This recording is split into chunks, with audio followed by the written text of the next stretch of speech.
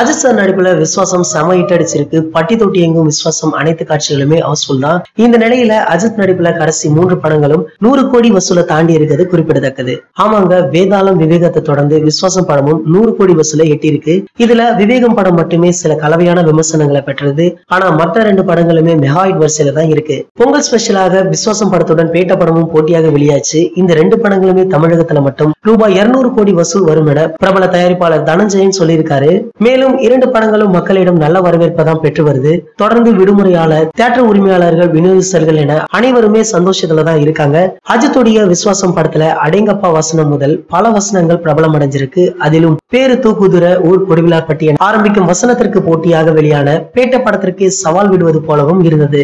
இந்த மாசான வசனத்தை சின்ன குழந்தைகள் கூட கூறி வரும் நிலையில தமிழ் படத்தின் 2 பாடல்கள் மூலம் பிரபலமான இயக்குனர் CS சமுதன் பிரபல கிரிக்கெட் வீரர் தோனிக்கு பயன்படுத்தி இருக்காரு. இந்த டைலாக அவரது ட்விட்டர் பக்கத்திலே போட்டிருக்காரு.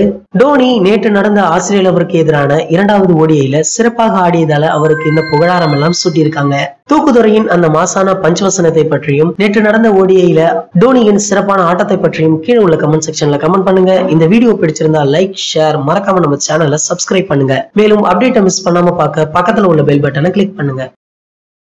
இந்த 2 வீடியோவை நீங்க மிஸ் பண்ணிருந்தீங்கன்னா கிளிக் பண்ணி பாருங்க.